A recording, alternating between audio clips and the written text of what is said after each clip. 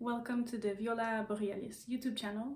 I'm filming currently on the unceded territory of the coastal Salish peoples, and this space is for knitting, sewing, and spinning. And I will be sharing my whole process around aiming for a slow and sustainable wardrobe.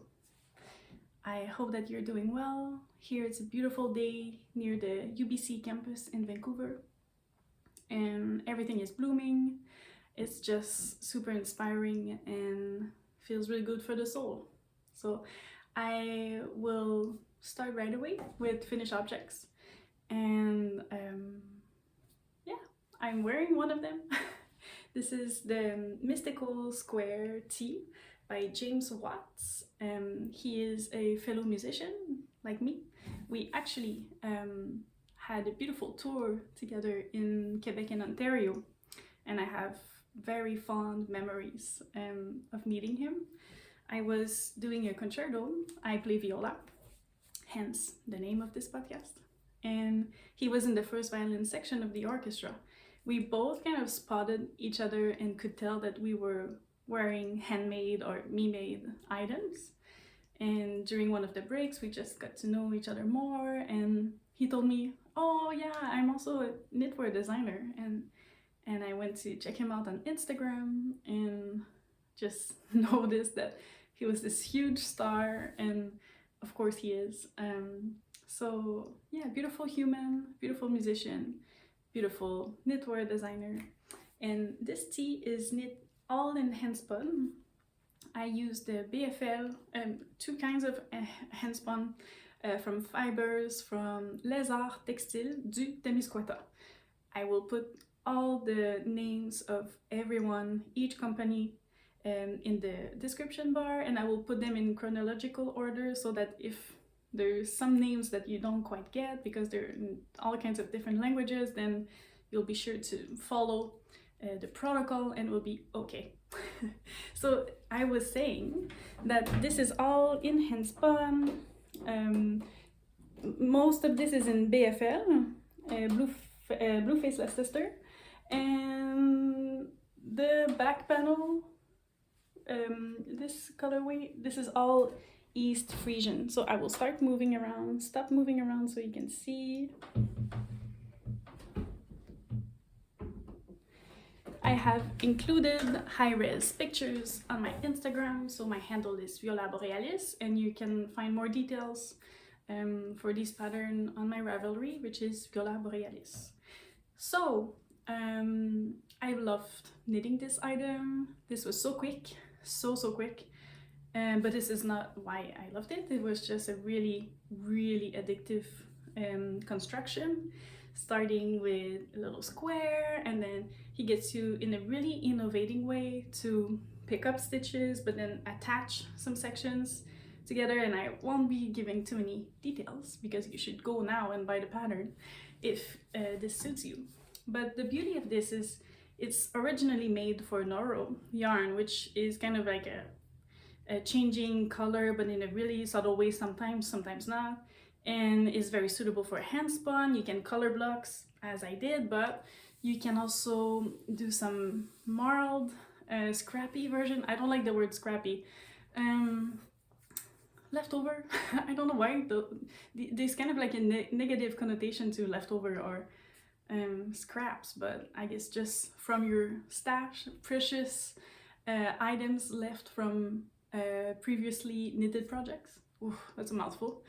Anyways, you know what I'm saying. So it's great for stash busting, and they can be very unique to your own palette, and it's just so fun to even dream of the colors. And I ran out of yarn after the first panel, so this is why I had like one breed for the front, and then you know, that's the great thing with spinning, is that when you run out, you can creatively bring more yarn your way. So that's what I did, and yeah, super fun. I think this is going to fit my older boy, Lucien. He's turning 4, and it's gonna fit him obviously in a very different way. Mine is quite cropped. I'll show you. So it hits me like this is my waist. So it hits me maybe 1 centimeter below my waist. I think for him it would be maybe like a tunic or with a super boat neck, right? So we'll see. Maybe I can tie him down for some pictures. Who knows? So I think this covers the ground for The Mystical Square by James Watts, which is coming out today, Friday, the 14th of May. Second finished object. I love this. This is my color palette in my DNA, I think. This is the Hide and Peak by Maxim. He is a fellow knitter from Montreal, and he has taken over the world of the knitwear designer world, and he's just such a beautiful person and really kind individual, very creative and super productive. So this is one of his, well, his most recent pattern. I knit mine in the cropped version, but I did the long sleeve. So this is the beauty with knitting, is that you can easily mix and match some of the directions. So normally, the option for the cropped version is that you have shorter sleeves. But as I knit this in Nutiden, this is the beautiful unspun yarn of Mohair. Excuse my Swedish, but with my best intentions, of course. So because this is quite woolly, quite rustic, quite heavy. I mean, it ends up being more a heavy DK, but it's super light and fluffy. I mean, this weighs nothing. I could hold this with my pinky. I mean, it's just it's amazing. Again, you can find pictures of me wearing it on my Instagram. On the beach, it was kind of like a chilly day, and my partner and I are getting more accustomed of him taking pictures of me. I don't know why, but we had the most awkward time with this over the past. So I'm really glad that we went over that hump, and because, you know, I love having finished objects pictures to, you know, for the designer also to see it and to share and to spread the word about how awesome their things are. All of the yarn is from the March collection of Caroline from Mohair. So this was a special colorway. The mauve color was Lévesque, and this was for patrons only. So I joined their Patreon around February, and their content is just pure beauty. It's life-changing actually to see what they're doing and the process, and makes you really want to support them more than just buying their beautiful yarn. So if you're in need of inspiration, if you want to support these amazing artists, when the spot opens, please consider joining their Patreon. So Maxim, congratulations on this gorgeous pattern. His was a collaboration with the farmer daughter Fibres, and well, one of his tester / model, Tanya, had a beautiful version in really vibrant colorways, and I suggest that you go check that out. So that's it for my finished objects for knitting. I'm going to show you some socks. Love hand knit socks, and those are the Siena. Oh boy, Siena socks by Tracie of the Grocery Girls. I knit mine in Urso Yarn Co. And it's just beautiful lace with a twisted heel, twisted stitch, whatever it's called. And then I'm nearly done with the second one. The colorway of this Urso It's BFL again, and nylon, but non-treated BFL. And the name in French is called Cerisier. So this is Cerisier is cherry blossom, and in Vancouver right now it's been the season for a while. Like I think probably now everything is just underground and everyone should go get their wedding pictures taken because it looks pretty gorgeous. So I'm really trying to finish them in season of everything blooming, and because afterwards I have already some sock yarn that I want to cast on. This was in my Hohi bag, Hohi & Co. Oh, this is fun. This is a, where am I? Oh boy. In the middle of a row. Okay, so this is the Ghost Whisperer by Park and Knit. I mean, single strand mohair on US 10 size needles. I'm using bamboo, and I went a size down, and bamboo also makes me knit a bit tighter. I'm a loose knitter. Have we met? So yeah, I'm using Viola yarn. Oh, it's so good. So good. This is one of her most loved colorway. I forget what it is, but I will put it in the description bar. By the way, I was on Viola and the Moon website, and I saw that everything is going to be naturally dyed. And I have to say that this was, when I bought the yarn initially, I thought from her aesthetic and overall color palette that everything was already naturally dyed. And then I was so surprised when I found out that it was not, and that even I had bought a sweater quantity in fingering weight, and then later on I saw that there was nylon and there was merino superwash. But I think that they're now going to have more local farmers as provider for like some more pure wool, and they will be more traceable and more sustainable. So I think this is good news. So this is kind of like when I knit a project to go to the park with the kids, or if I need just to watch TV and not think about what I'm doing. This is just in the round. I plan to knit 1 or 2 inches more, and I have more yarn. Like I have a skein and a half, so I'm not worried about that. This is a bag from Blueberry Fields made by Monique, and I have a little animal pin from Le Garçon. Okay, next up, this is my last whip in my West Knit and Hohi bag. This smells divine. I wish you could smell here. It's just so good. And this is the shawl bag.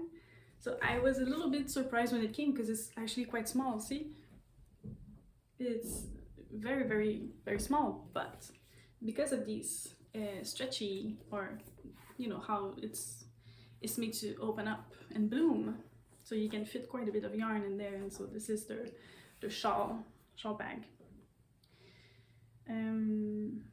Okay, so here I am knitting a bouclé cardigan. It's called the Bumper Bouclé by Marie-Christine Lévesque, MCL Designs, and it's gonna be so cute, so comfy.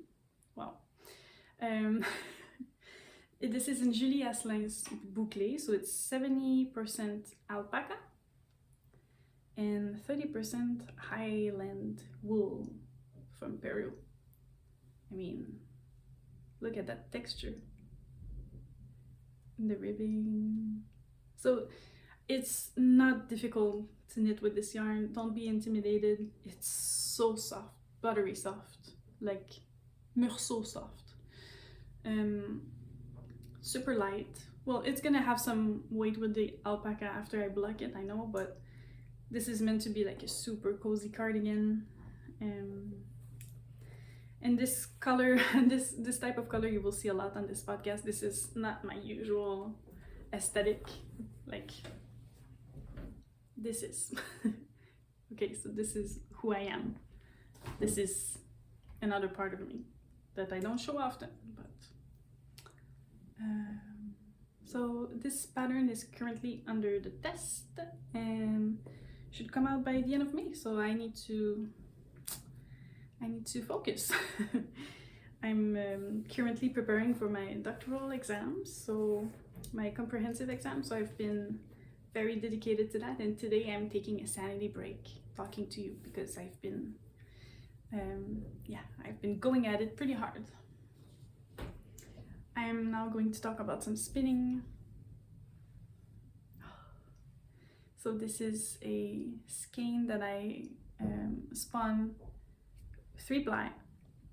It's the first time I did a 3-ply, and I didn't do the Navajo technique. I simply took my bath by Lindsey of Artifacts of Appreciation, a fellow BC person, and she's just, her aesthetic is everything everyone wants right now. I don't know, it's just so soothing.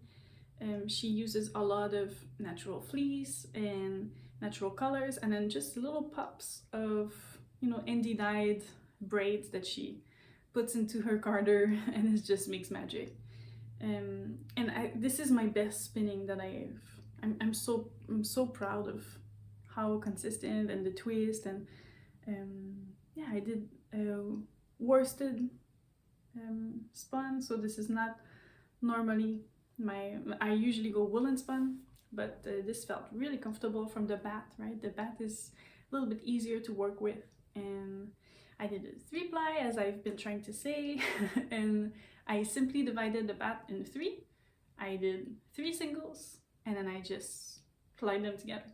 And I had a tiny bit of leftover of 2-ply, so that means that my initial ply was just a little bit more substantial, and then the last 2 were thinner, so I got more yardage. But I left them just on little toilet paper rolls, and maybe I'll make a 2-ply and it'll make like a really nice color work detail and something later on. Who knows? I have a very small quantity, so maybe you know, on a sock, a little bit under the ribbing, some color work there would be really lovely, and I wouldn't be worried about the 2-ply. In fact, my most durable socks are the Sparks socks by Andrea Murray, and I knit them with a 2-ply Dorset, woolen spun, loosely spun, and they are so durable because they felted. So yeah, that's the magic with natural socks. So you're going to see a lot more natural socks here, a lot more hand spun socks, and I'm not mad about that. I have one sewing project, and this is a workshop that I took from my friend Geneviève and their new company with Paul Tebe from Urso. They started the Rives company, and what's really unique about their company is that they offer workshops, and their online store has fabrics as well as yarn. So and their patterns so far are very size inclusive, and yeah, so it's just a really great concept. I did the Cielo top by Closet Core, and this beautiful viscose is from Lise Tailor.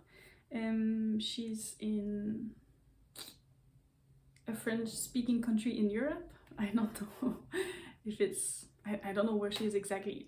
I will put her web shop anyways in the description. And this is why it's meaningful to me to have paired this fabric with this pattern, is that, you know, Rives has just started their company, and this beautiful illustration printed on this fabric is from Paul, and I'm so glad that I paired it with this pattern. It's very meaningful to me, and it's just beautiful. So you can see I actually took a nap in this top with my daughter, and so it's a little bit wrinkly, but I don't have time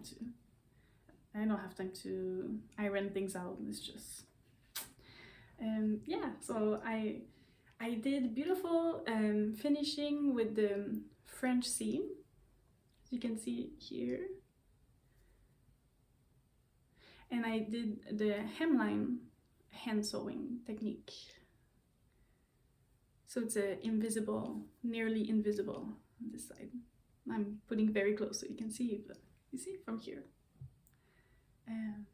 So for such a flowy fabric, I thought this was really nice to have it finished like that. And the back has these really cool extra panels here, sort of like short row for sewing. And the pattern is by Closet Core Pattern, so they are extremely size inclusive, and if your size is not on the printed, like on the physical pattern, it is probably in the printable pattern. So don't just stop at the physical copy, also look at the sizes for the printed ones. So it's just beautiful company, Montreal based, you know, Quebec illustrator and workshop. So I'm so happy to be now doing this in English, because I realized that the Canadian community is very much, the Anglos are staying together and the French people are, you know, just because of languages create some kind of a division. But I'm a Francophone, but I live in BC, and it would be great for me to introduce to you to some dyers and to some knitwear designer from my hometown, from where my roots are. And also my goal is to connect with fiber artists that are in my new location. So this is why I'm filming with my Quebec English accent, and hoping that, you know, to make those people from back home shine here, as well as connecting with people here and on a really broad scale.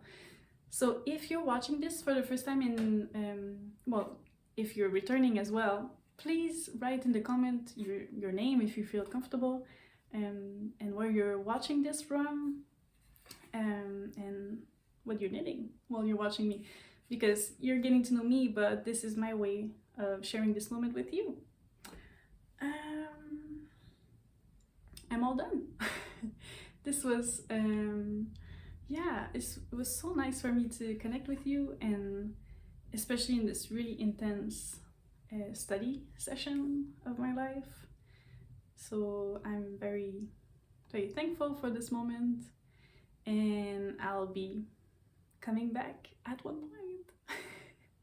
Hopefully after my exams. So my exams are mid-June, and I'll be craving some human interaction nearly after that. Okay, so be well, and I hope that you get a really creative and productive period of your life. Bye!